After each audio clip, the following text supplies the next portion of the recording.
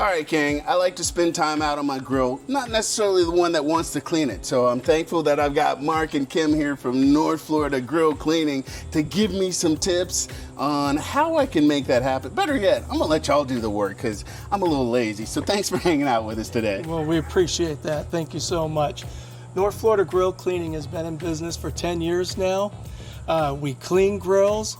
We clean green eggs, we clean flat tops, we clean vents above grills, we clean pellet grills, we repair grills, and my wife Kim, she takes care of all the customer service. So when you call, you get the expert. She's really the one that does it. All right, so the interview's over. We know what they do.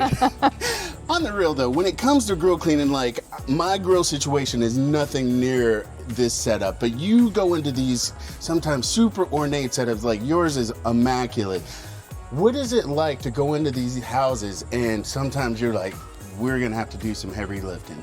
Yeah, the most important thing is you want everybody to have a clean, safe, and healthy grill.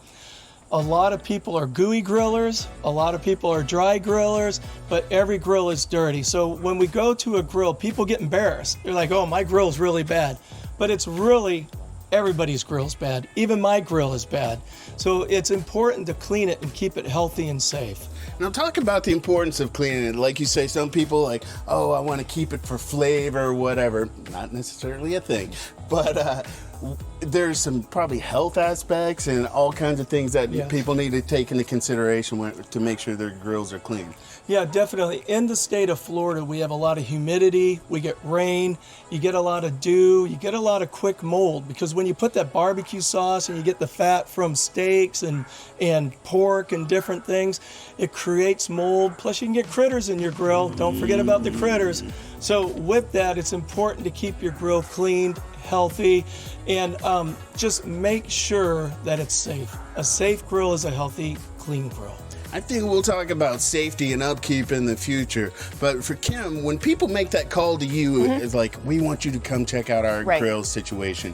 What is that process? Sure, we just find out specifics about the grill manufacturer, number of burners, are there any repairs needed, do they have hood vents, because we clean hood vents above the grills. Those are like where the exhaust system is. And then we let them know specifically what we do. We have a very detailed cleaning process, so we're probably maybe a little over the top, but the grills look brand new when Mark is done with them. They're amazing. So then we get them on our calendar and then keep a file of when we do repairs, cleanings, and then set up whatever cadence they want annually. Some of our customers want every 6 months, and that's what we do. Over the top is not a bad thing because most of us out here want to spend time outside, want to spend time out with our grills. And you guys say you clean everything. So we've got a couple of things in your backyard. So you've got a griddle over here that is looking super immaculate. So it doesn't look like the bacon grease that I leave on mine. What's that process like? Well, when you get to the griddle, the most important thing is first we turn it on, we make sure it's working properly. Then we hit it with a cleaning solution, we scrub it, we use chemicals, and then the most important thing is we disinfect it before we're done. You don't want to have a grill or a flat top that's full of chemicals when you go to cook on it. We make sure that it's clean and disinfected. Ooh, I like that.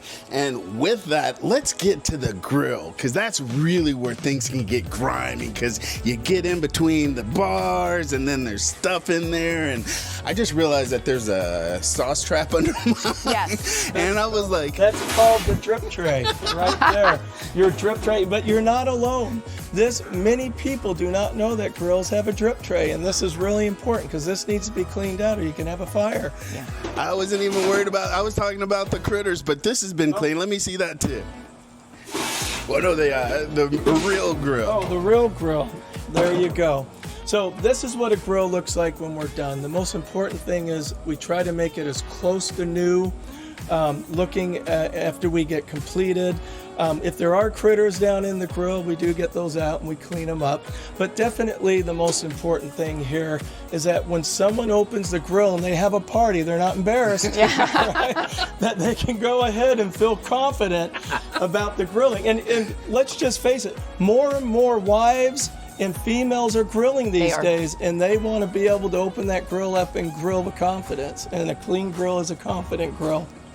Guess who's coming to my house very soon? If people want to connect with you guys, Yes. at least have that conversation to see what the process is going to be. How would they go about that? They'll go ahead and give us a call. We go into a detailed process of what we do. Most customers, once they see what we do and they hear what we do, they're feeling pretty confident that when we get done, they're going to have a clean and healthy grill. Taking notes, people. I'm taking notes. All right, make sure you guys reach out to Mark and Kim and get that grill looking so clean. Fresh and so clean.